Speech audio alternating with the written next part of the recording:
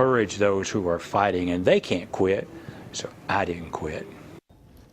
4 years after a near-death experience, Fred Kelly issued an unbelievable fundraising challenge that he would ride a bicycle from Monroeville to Mobile.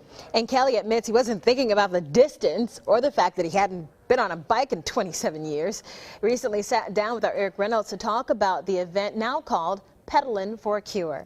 And since 2004, the ride has grown to more than 300 riders and raised nearly $1 million. Here's the interview. I speak at churches around the country now. I tell my personal testimony, and I talk to the young people here about commitment. You see, I had made a commitment to the listening audience and to all those people who came here to give money that I would ride the bicycle. Fred Kelly is the driving force and founder of Pedaling for a Cure. The annual bicycle ride has raised more than $900,000 for the American Cancer Society's Relay for Life.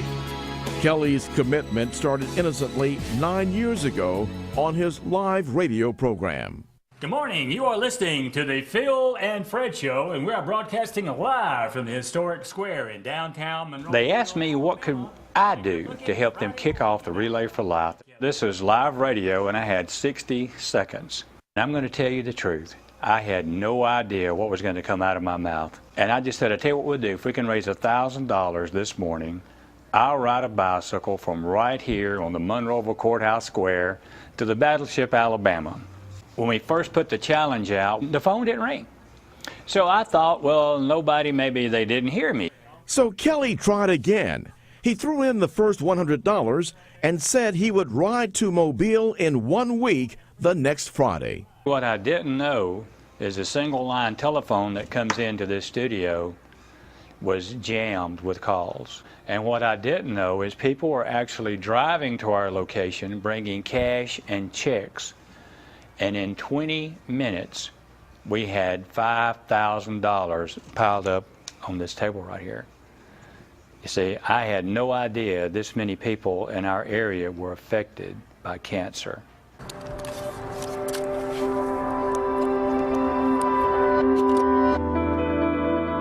Many of those contributing to his challenge may not have known that a long bike ride would not be easy for Kelly.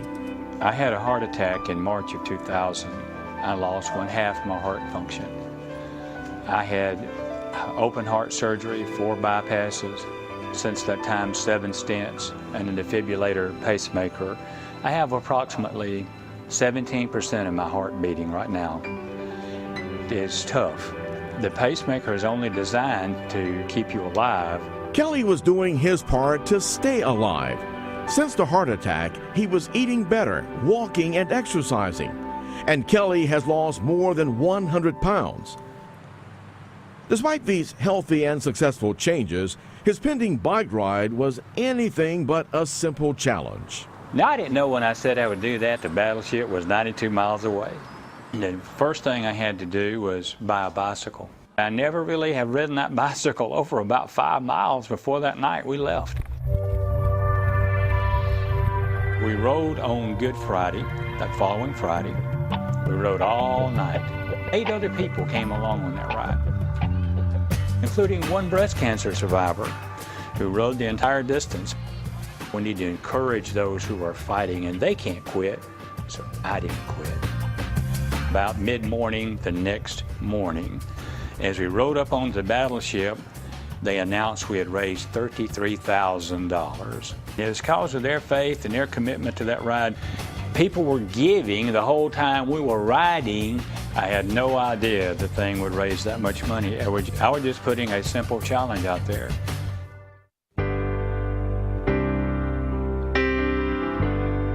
Kelly's one-time challenge turned into an annual event.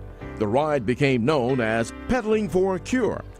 And Fred Kelly has made the long ride every year since 2004.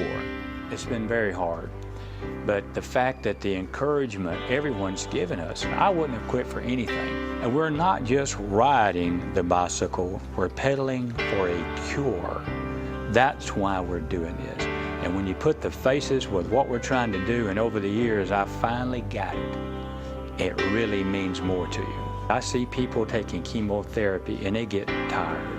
And I really got the meaning of fighting cancer. It means more than giving money, giving support. I ride for them.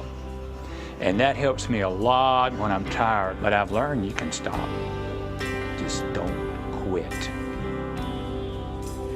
Kelly has stopped many a time, but never quit. And he's training to ride again in 2013. The 10th Pedaling for a Cure event in March could push the total proceeds over $1 million raised for Relay for Life. I'm just very excited even now as I even think about it. If we can make it over the $1 million mark, then I'm planning to retire. I'll be honest with you, I have congestive heart failure. It's harder and harder to do this. Is it possible? Can it be done?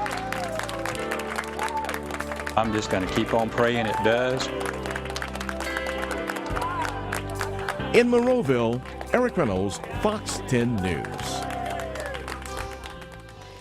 Pedaling for a Cure will leave from the Monroeville Courthouse Square to ride to the Ronald McDonald House in Mobile on Good Friday, March 29th, 2013. There will also be an opportunity. I guess it would help if I turn this on. There will also be an opportunity for participants, those who would like to ride but can't ride the 90-plus miles. And for his efforts, Kelly has received a National Community Involvement Award, which was presented to him, by the way, by then President George W. Bush.